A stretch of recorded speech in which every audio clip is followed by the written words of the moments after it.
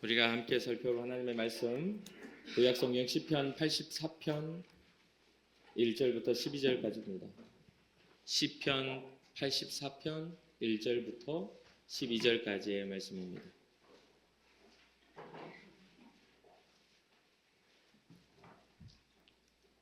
우리 한 절 한 절 교독하고 마지막 절은 함께 합독하도록 하겠습니다. 만군의 여호와여, 주의 장막이 어찌 그리 사랑스러운지요.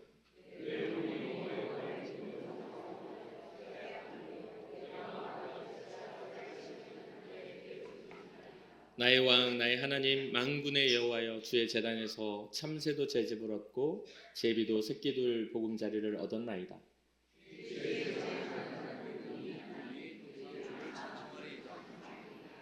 주께 힘을 얻고 그 마음에 시온의 대로가 있는 자는 복이 있나이다.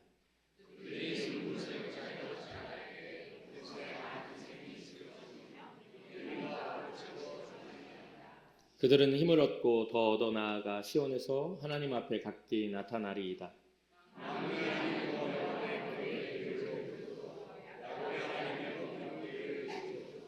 우리 방패이신 하나님이여, 주께서 기름 부으신 자의 얼굴을 살펴보옵소서.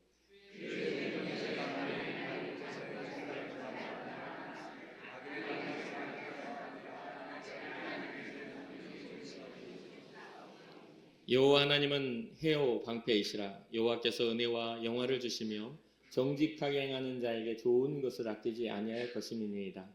만군의 여호와여, 주께 의지하는 자는 복이 있나이다. 아멘. 오늘 우리가 함께 살펴볼 시편 84편은 고라 자손의 시라고 합니다.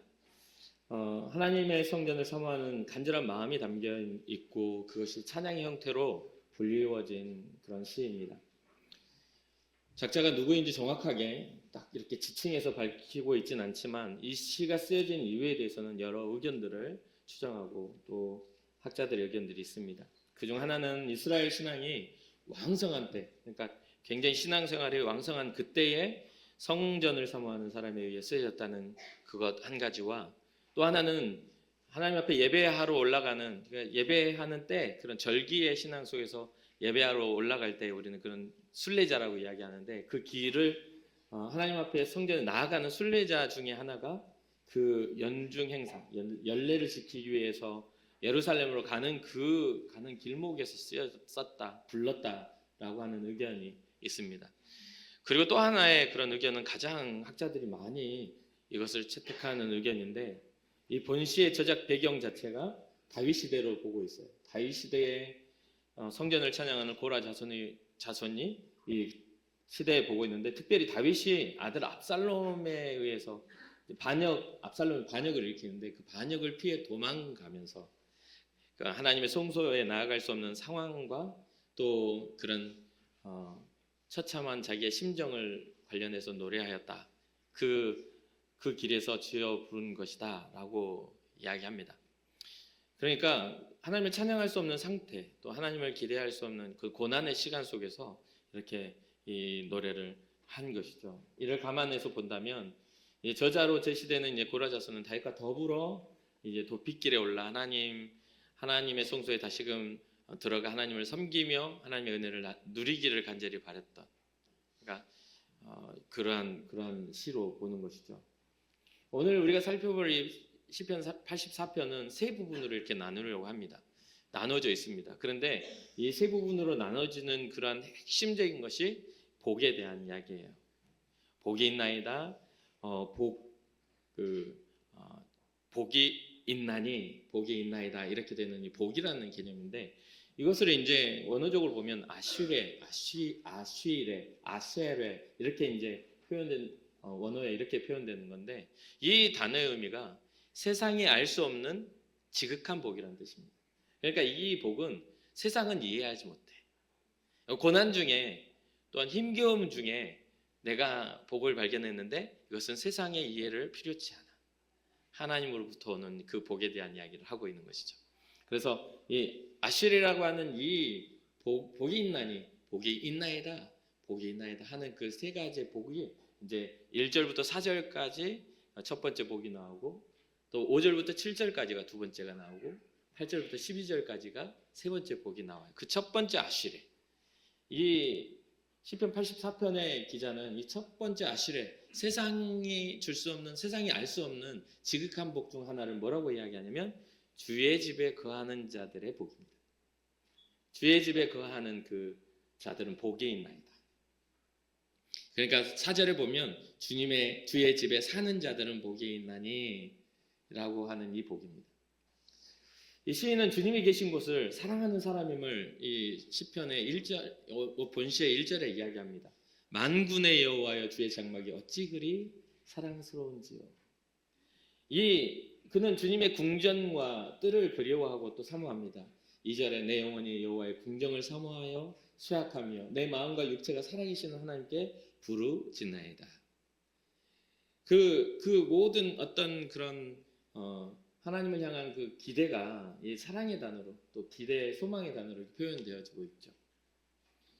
그럴 수 있었던 이유는 그는 그의 마음과 몸이 살아계신 하나님을 기쁘게 여기고 있기 때문이라고 이야기하고 있는 거예요.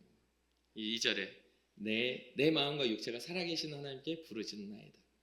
나의 왕 3절 나의 왕 나의 하나님 만군의 여호와여 주의 제단에서 참새도 제접을 얻고 제비도 새끼들 보금자리를 얻습니다. 그러니까 주님 앞에 주님의 집에 거할 때에 그 주님이 보호하심 속에 그들이 안전하게 거할 수 있는데 자기의 상황은 어때요? 자기의 상황은 아직 그렇게 나아가지 못할 상황, 환경에 부딪혀 있고 하나님을 사랑하고 싶지만 주의 성전을 사모하고 싶지만 그렇지 못한 상황에 대한 간절함이 이 안에 담겨 있는 것이죠. 그러면서 이의 신앙의 고백 속에서는 하나님은 나의 왕이십니다. 3절에 나오죠. 나의 왕, 하나님, 나의 하나님. 하나님이라는 건 창조주로서의 하나님의 이름을 부르며 나의 주권이 주님의 거예요 라고 말하는 거죠. 그러면서 만군의 여호와, 그분이 계신 주의 제단에 대한, 그래서 여기에서 주님의 집을 뜻하는 것들이 세 가지가 나옵니다. 첫 번째 주의 장막이 나오고요. 두 번째는 여호와의 궁정이 나오고요. 세 번째는 주의 제단이 나오죠. 그러니까 주님의 집에 거하는 그러한 복, 아슈레, 첫 번째 그 주님의 집에 거할 때에 우리는 이러한 복을 가지고 주님의 성전을 사모하게 된다는 거예요.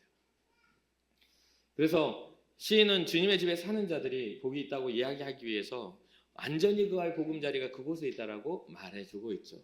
주님 앞에서의 참새도 제 집을 얻고 제비도 새끼들 보금자리를 얻는 것처럼 자기의 상황과 이렇게 대비하여 지금 그러한 것들이 깨지고 어려움 속에 당면한 그런 상황 속에 주님을 온전히 찬양하지 못하는 예배하지 못한 자기의 처지를 이야기하면서도 결국은 자기의 삶의 안전함이 주님의 거할 주님 앞에 있음을 고백하고 있는 것이죠.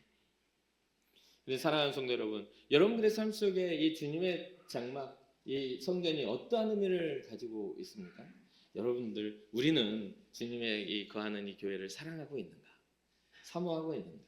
또 이곳에 왔을 때 내 마음과 육체가 살아계신 하나님을 향한 부르짖음을 이곳을 통해 우리는 하고 있는가?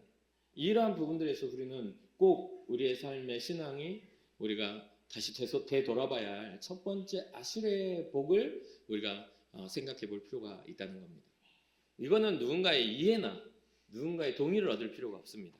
하나님과 나와의 인격적인 만남 속에서 주님이 내게 일하시는 그러한 하나님의 역사 속에서 고백되어질 수 있는 그러한 고백이라는 것이죠.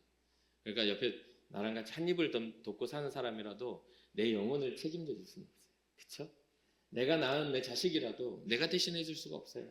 그러니까 사랑하는 성도 여러분, 여러분들의 삶에 있어서 여러분들의 신앙이 바로 첫 번째 아슈레의 복을 누리시기를 주님의 이름으로 축복합니다. 주님의 집에 거하는 자 복이 있음을 기억하시길 바랍니다. 두 번째 아슈레입니다.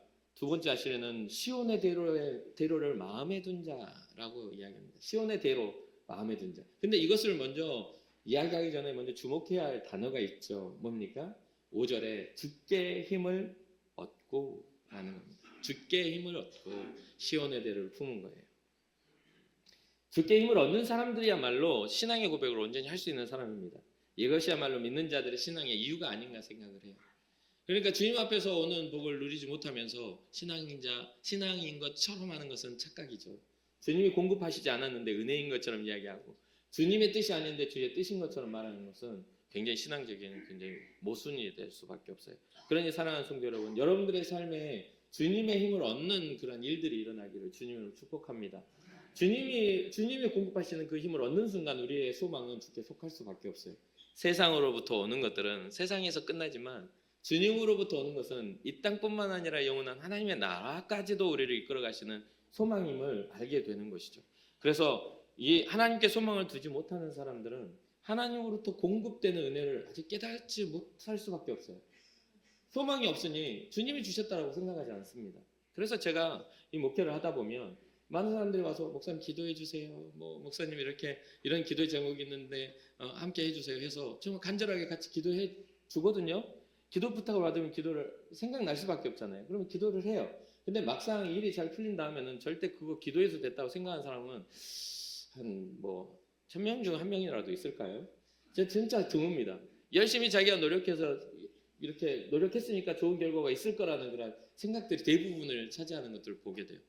그러니까 결국은 뭡니까? 와서 기도해달라는 이야기가 그냥 입버릇처럼 하는 그냥 내가 못하겠으니까 너라도 좀 해봐 이런 그런 느낌이 되는 경우가 많은 거죠.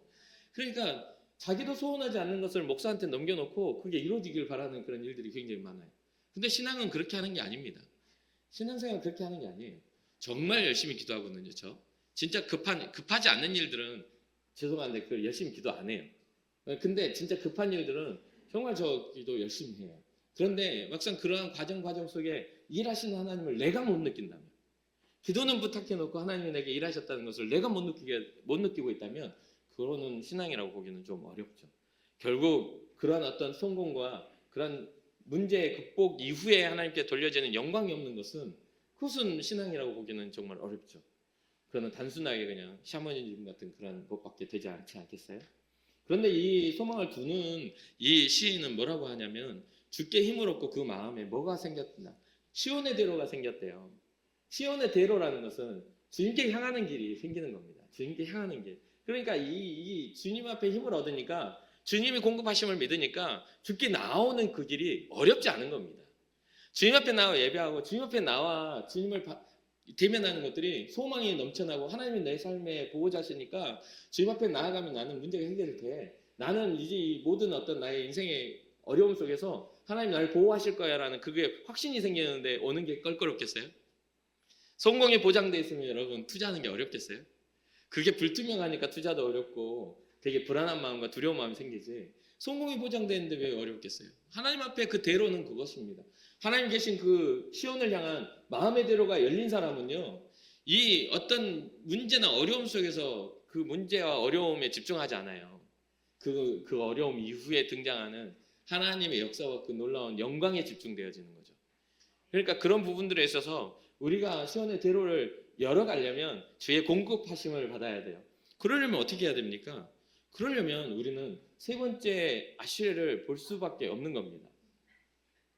세 번째 아슈레를 볼 수밖에 없어요. 그 세 번째 아슈레를 보기 이전에 이 시인은 그런 이야기를 합니다. 6절에 뭐라고 하냐면 그들이 눈물 골짜기로 지나갈 때 그곳에 많은 샘이 있을 것이며 이른 비가 복을 채워주나이다. 이 뭐예요? 눈물의 골짜기를 인생의 어려움 속에 골짜기를 지나가요. 근데 거기에 맑은 샘이 기다려. 그러니까 이 목마름의 그런 길을 걸어야 하는데 이미 하나님이 열어놓으신 공급하시는 밝은 샘이 있고요. 그 다음에 거기에 이미 우리의 앞서가심에 이른 비를 내리는 하나님의 복이 있다고 여기면 이게 주님을 향한 길이 어렵겠냐 이 말이에요.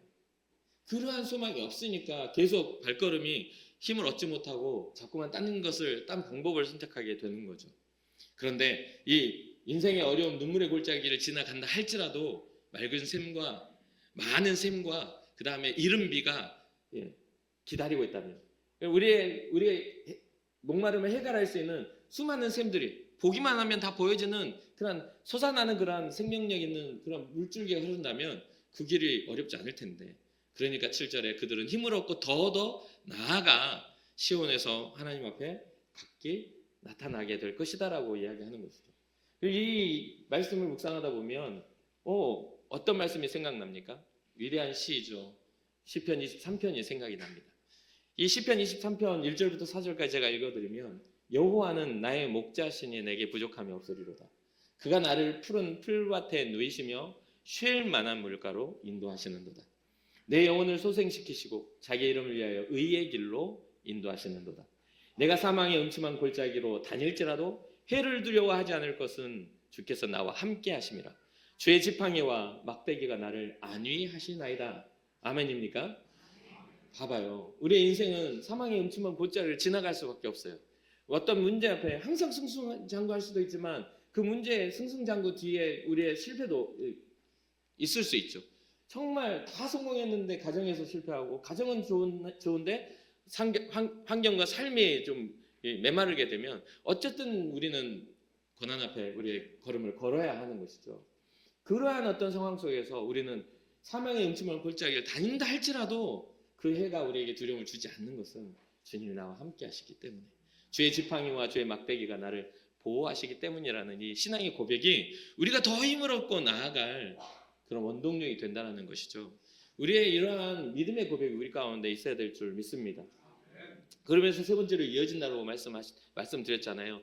시온의 대로가 있고 주께 힘을 얻고 마음에 시온의 대로를 가진 자, 그런 사람들은 어떠한 복을 또 우리가 얻게 되냐면 세 번째 아실의 주께 의지하는 자의 복을 누리게 되는 겁니다. 주님을 의지하는 거예요. 주님 앞에 복이 있다고 생각하는데 주님을 의지하지 않겠어요? 세 번째 이 시에는 주께 의지하는 자는 복이 있다고 분명하게 우리에게 이야기해 줍니다. 그러면서 8절에 이렇게 말하죠. 만군의 하나님 여호와여 내 기도를 들으소서. 이 기도라는 것은 신앙의 본질입니다. 기도하지 않는 사람은 신앙이 없는 거예요. 그럼 믿기만 하면 되는 거 아니에요? 어떻게 믿기만 하면 됩니까? 하나님과 소통이 없는 건데. 하나님의 뜻을 모르고, 믿음이라는 것은 내 마음에, 항상 말하자면 내 마음의 동의가 아니에요. 내 마음의 어떤 만족이 아니에요. 믿음은 하나님이 주시는 선물이에요. 그러려면 하나님의 뜻을 분별해야죠. 우리가 이 땅에 존재해야 되는 이유를 분별해야 하고, 우리를 통해 하나님이 하실 일들에 대한 것들을 깨달아 알아야죠. 하나님이 우리의 소원, 우리의 삶의 소원 속에 필요한 어떤 부속품이 아니라 하나님의 역사 속에 내가 어떻게 쓰임받을 거냐라는 그러한 관점의 변화가 일어나야 돼요. 왜냐하면 하나님은 주권자시거든요. 나의 왕, 나의 하나님, 이 고백이 신앙이거든요. 근데 나는 내 왕으로 하나님을 섬기지 않아요. 나의 주권자로 주님을 인정하지 않아요. 내 삶은 내가 주권이고 하나님은 필요한 그런 존재에 불과해. 그렇기 때문에 이건 신앙이라고 보기보다는 오히려 하나님 우리를 믿어야지. 그러면 그렇게 돼버린 게 어떻게 신앙이라고 하겠냐 이 말이죠. 그래서 여기서 말하는 거 주께 의지하는 자들에 대한 이야기를 하고 있단 말이에요. 주님을 의지하라.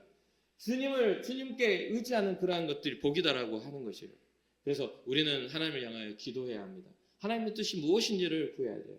그분은 야곱의 하나님이시고, 그 야곱의 하나님이라는 건 뭐예요? 언약의 하나님, 약속의 하나님, 구원하시겠다, 승리케 하시겠다. 야곱이 변하여 이스라엘이 되어 축복하시는 그 하나님을 우리가 믿기에 그분에 대해서 우리는 기도하는 거예요. 그러면서 약속의 하나님, 야곱의 하나님이여 귀를 기울이소서 하는 이 말에는 약속의 언약의 하나님, 우리의 목소리에 귀를 기울여 주십시오 라는 그러한 의지입니다. 그래서 주께 의지하는 사람의 특징이 첫 번째는 주님께 기도하는 사람들이에요. 그리고 두 번째는 그 주님을 보호자로 여기는 사람들입니다. 이 보면은 9절에 이렇게 말해요. 우리 방패이신 하나님이여 주께서 기름 부으신 자의 얼굴을 살펴보옵소서. 기름을 부었다라는 것은 하나님이 선택하였다는 뜻입니다. 하나님이 선택하여 세우셨다는 뜻이에요. 그러니까 우리 방패라는 것은, 방패는 어떤 겁니까? 적군의 공격을 막는 거죠. 그러니까 우리의 인생의 신앙자로서 살아가는 모든 신앙자로서 살아가는 여정 속에는 우리가 하나님을 예배하지 못하게 만드는 것, 하나님의 성전을 사모하지 못하게 만드는 우리의 마음의 상실들을 주려는 많은 역사들이 있어요. 그것이 어떤 형태를 가지지 않아요. 우리의 믿음을 뺏어가는 것들은요, 어떤 형태가 없어요. 근데 그것이 있죠. 사랑이라는 단어, 소망이라는 단어, 믿음의 단어에는 형태가 없어요. 근데 그 믿음의 일들을 보면 어떤 상황에서 어떤 이들은 그 형태가 없이 사랑이라는 것들을 표현하는 사람이 있고요. 너무 다양해, 이 사랑의 표현들이. 어떤 게 사랑이라고 말할 수 없을 만큼 다양한 사랑의 그런 표현들이 있는 것처럼 본질이라는 게 이것입니다. 하나님을 향하여 우리의 삶을 보호하신다는 것은, 어떤 이들은 어떤 방패라는 우리를 보호하시는 하나님의 역사들이 꼭 그것이 조건이 꼭 생겨나야 되는 것이 아니라, 여러 가지의 마귀의 공격들은 세상의 문화도 있고 또 사람들의 이야기의 어떤 날카로움도 있고 여러 가지의 상황 속에 우리의 삶에 겪게 되는 어떤 고난도 있지 않습니까? 그게 건강을 잃으면 건강의 고난이 생겨나고, 물질이 없을 때는 물질의 그런 메마름 속에서 일어나는 고난이 생겨나고, 또 우리의 관계 속에서 날카로운 말과 그런 오가는 그런 감정 속에서 우리는 상하여 우리의 신앙을 잃어버리는 경우도 꽤 많단 말이죠. 그러니까 그런 어떤 형태가 없는 공격 속에서 하나님은 우리를 어떻게 해주신다? 지켜주셔야만 한다. 그게 주권이 주님이시기 때문에 형태가 없는 마귀의 공격, 세상의 공격, 하나님이 아닌 다른 것들의 어떤 지적인 것이나 인식의 공격 속에서 하나님의 말씀이, 하나님의 약속이 우리를 지켜주셔야만 우리는 우리의 믿음을 지켜낼 수 있다는 것을 이 시인은 알고 있었던 것 같아요. 그의 삶의 어떤 고난을 통해서도 마찬가지죠. 그래서 하나님이 이러한 지켜주심에 있어서는 어떠한 존재냐? 하나님이 기름 부어 선택한 존재를 지키시는, 하나님이 기름 부어 선택하였다는 것은 우리를 불러 너는 내 거야 라고 하는 하나님의 선언이 있는 거잖아요. 그럼 오늘날 우리는 이걸 어떻게 갖다가 우리가 이렇게 적용할 수 있을까요? 기름을 붓는다는 것은 이스라엘 백성들의 왕을 세우거나 제사장을 세울 때 기름을 부어요. 그런데 그러한 것들 이외에 우리는 지금 어떻게, 그러면 우리는 기름 부음을 받지 않았습니까? 나는 안수를 받거나 항전직으로 장로의 안수를 받거나 안수집사의 안수를 받거나 권사의 그런 일들을 겪지 않았으니까 그럼 나는 아닌가? 이렇게 생각할 수도 있는데 그게 아니에요. 여기서 말하는 것은 그리스도 예수 안에서 새롭게 발견된 하나님의 자녀로 부름받은 그러한 자들에게 하나님은 방패가 되어주신다는 것이죠. 하나님은 믿음으로 주님 앞에 나오는 자들, 하나님을 사모하며 하나님을 사랑하는 자들에게 방패가 되어주신다는 것을 보여주고 있어요. 그리고 마지막 세 번째, 본시의 전체적인 흐름 속에서 지금 현재 나타난 하나님을 향한, 제가 방금 전에 이야기해버렸는데 이 하나님을 향한 사모함과 사랑함을 통하여 하나님은 이 아시레라 된다는 거예요. 그러니까 진짜 그 복이 하나님을 사랑하는 자들에게 주시는, 하나님이 또 사랑하는 자들에게 주시는 그러한 복이라는 것이죠. 그래서 10절에 이렇게 말합니다. 주의 궁정에서 한 날이 다른 곳에서 첫날보다 나은 자, 악인의 장막에 사는 것보다 내 하나님의 성전 문지기로 있는 것이 좋사오니. 오늘날 이 신앙이 회복되지 않는다면 어쩌면 우리는 정말 되게 불안불안한 마지막 시대를 살아갈 수밖에 없다고 생각합니다. 항상 제가 목회를 하면서 생활의 모양이나 우리가 적용하고 살아가는 어떤 상황들의 어떤 것들은 모두가 다 다양하게 있기 때문에 그것을 건드리고 싶진 않아요. 근데 그거 아시죠? 우리가 삶을 살아가는 데 있어서 우리 어떤 중심으로 세상을 살아가느냐가 굉장히 중요한 부분이에요. 신앙자는 바로 이 부분이 우리의 영에 새겨진 은혜의 부분이라고 저는 생각을 합니다. 똑같이 여기서 예배를 드리고 각자 삶으로 탁 퍼져서 나갈 때 각자의 삶은 다양하게 적용되지만 그 사람들이 그곳에서 빛이 되고 소금이 되는 이유는 그 각자 나아가는 그 과정 속에 우리의 중심에 예수 그리스도의 생명을 가지고 가느냐 못 가느냐가 중요한 부분이라는 거죠. 그러니까 우리의 중심이 주의 궁전에서 한 날, 오늘 와서 예배하는 이 한 날이 이렇게 은혜를 받고 나아가는 첫날보다 더 귀중하게 여겨져야 된다는 거예요. 그런데 우리는 이 시간을 마지못해 가지고 안 가면 문제 있을 것 같은 그런 어떤 죄책감으로 이 자리에 나와 있는 경우에 사람들이 너무 많은 거예요. 이 시간에 이곳에 와서 주님을 만나고 주님을 기대하는 그런 주님에 대한 사랑이 더 막 집중되는 게 아니라 어느 이렇게 습관처럼 와가지고 어느 한 날에 그 수많은 360일, 1년에 360일 중에 일주일에 아니 한 달에 4번 하는 그런 정도의 수준으로 그냥 와서 그냥 마당만 밟고 가는 그런 일들이 생겨나 버리면 안 된다라는 것이죠. 그래서 시인은 11절에 이렇게 말을 해요. 여호와 하나님은 해여 방패시라. 여호와께서 은혜와 영화를 주시며 정직하게 행하는 자에게 좋은 것을 아끼지 아니할 것임이니이다. 우리의 신앙은 여기에 있어요. 하나님은 태양이십니다. 또 하나님은 방패세요. 그러면 태양이고 방패라는 것은 그것의 태양이라는 것은 우리의 의지를 통해서 태양이 떠오르는 게 아니에요. 하나님의 해가 우리의 의지, 떠올랐으면 좋겠다 하면 떠오르고 안 떠올랐으면 좋겠다 하면 안 떠오르는 게 아니잖아요. 주권이 주님께 있어요. 하나님은 해예요. 하나님의 주권이에요. 우리에게 동일하게 해를 비추시는 하나님의 그 주권이 여전히 생명력 있게 우리에게 주어진 거라는 거죠. 방패라는 것도 사실 이스라엘의 전쟁을 보면요, 이 싸워가지고 이길 만한 그 어떤 군사력을 가졌던 적이 별로 없어요. 이스라엘이 이 구약의 역사를 보면. 그러니까 대부분은 아주 비참하게 져야 될 만큼 그 국력 차이가 많이 나죠. 그런데도 불구하고 이스라엘이 승리했던 것은 하나님이 함께 하셨다라고 성경은 기록해요. 이 방패를 쥐고 적군의 공격을 막는 것도 우리의 체력의 한계가 생겨나고 우리가 가지고 있는 능력의 한계가 생겨나잖아요. 우리가 아무리 잘 보호한다 해도 더 눈 좋고 더 잘 찌르는 사람이 오면 죽을 수밖에 없는 거 아닙니까? 그렇잖아요. 그런데 하나님이 우리의 방패가 되어주시면 그 누구도 어떠한 힘을 가진 자도 세상의 골리앗도 이길 수 없다는 거예요. 그러니까 세상이 가지고 있는 무기가 중요한 게 아니라 우리 손에 들려있는 믿음이 더 중요하다라고 성경은 이야기하고 있고 이 시인은 이야기하고 있는 것입니다. 그러니까 여호와 하나님은 해입니다. 태양이십니다. 나의 방패이십니다. 그렇게 주님을 믿고 나아가는 자들에게 하나님께서는 은혜와 영화를 주시는 분입니다. 그리고 주님이 기뻐하시는 그 힘은 뭐냐면 세상이 주는 성공 요건을 붙잡는 것이 아니라 하나님이 기뻐하시는 정직한 길을 걷는 자들에게 하나님은 아낌없이 주시는 분이라고 지금 이야기하고 있는 것이죠. 근데 이 배경을 아까 말했던 것처럼 이스라엘 그 다윗이 아들 압살롬의 반역에 의해서 만약 그것을 도망가다가 이 시가 지어졌다면 이 상황은 이것이 옳지 않은 거예요. 분명히 정직하게 행했는데 자기 아들이 반역을 일으켜서 뺏기고 도망가고 있는데 어떻게 이런 찬양을 할 수가 있겠냐면 그런데도 그러한 어려움 속에서도 주님을 향한 정직함을 내가 훼손하지 않겠다. 주님의 말씀을 믿고 의지하는 나의 신앙을 내가 훼손하지 않겠다. 믿음의 결단이 이의 힘이라는 것을 이야기해주고 있는 것이죠. 그러면서 12절에 마지막 아슈레 뭡니까? 주께 의지하는 자. 만군의 여호와여 주께 의지하는 자는 복이 있나이다 라는 이러한 선언이 이루어지는 것이죠. 사랑하는 성도 여러분, 삶에서 우리는 크고 작은 어려움 앞에서 눈물을 흘릴 때가 많습니다. 때로는 이게 극복하지 못할 사망의 음침한 골짜기 같기도 해요. 나는 열심히 했는데 왜 이렇게 안 돼? 라고 생각하는 그런 무너짐이 존재하기도 합니다. 그럼에도 불구하고 우리는 이 세 가지의 아시레를 가지고 있어야 돼요. 세상이 이해할 수 없고 세상이 줄 수 없는 지극한 복이 우리에게 임해야 된다 이 말이에요. 그러니 사랑하는 성도 여러분, 우리 세 가지 복을 이렇게 사모할 때 먼저 주의 집에 거하는 복이 있기를 주님의 이름으로 축복합니다.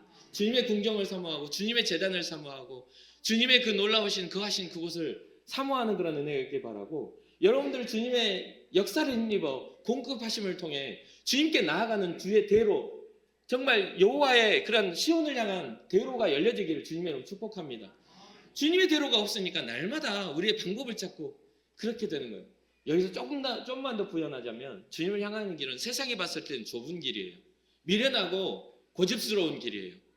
좀 더 거기서 조금만 좀 지혜로워가지고 좀 그 거짓말 살짝 보태면은 쉽게 넘어갈 일을 그렇게 정직하게 해가지고 그렇게 고난을 당하냐? 라고 하는 일들이 분명히 생겨날 겁니다. 우리 안에도 그러한 습관들이 자리 잡고 있을 수도 있어요. 그냥 내가 하는 것들이 하나님 앞에 정직하지 못함에도 살짝 이렇게 덮어버리고 주님이든 사람이든 모르면 끝이라는 생각을 가지고 그 편법을 사용하는 일들이 우리 안에 생겨날 수도 있겠죠. 그러나 믿음의 사람들은 그 편법보다 정직함을 더 먼저 선택하고 하나님 기뻐하시는 먼저 꿈을 꿀 수 있는 사람이 주님의 대로가 열린다는 거예요. 세상에서는 좁은 길로 보이지만 믿음의 눈으로는 넓은 길로 보이는 게 주님을 향한 대로라는 거죠. 주님이 우리에게 축복의 근원이 되시는 거니까. 마지막 우리가 주님을 의지해야 돼요. 주님을 의지한다는 것은 주님 앞에 기도해야 하는 것이고 또 주님을 의지한다는 것은 주님께서 우리의 보호자가 되신다는 것에 대한 믿음이고요. 주님을 의지한다는 것은 우리가 하나님의 전에 거하는 것이 그 악인의 장막에 하나님의 전에 하루 거하는 것이 악인의 장막에 천일 거하는 것보다 더 행복한 일이 되어야 하는 겁니다. 그러니까 그렇게 돼서 주님 앞에 공급받아 주님의 영광을 나타내는 주님의 공급하심 속에 힘을 얻는 여러분과 제가 되기를 주님의 이름으로 축복합니다. 잠시 기도하겠습니다.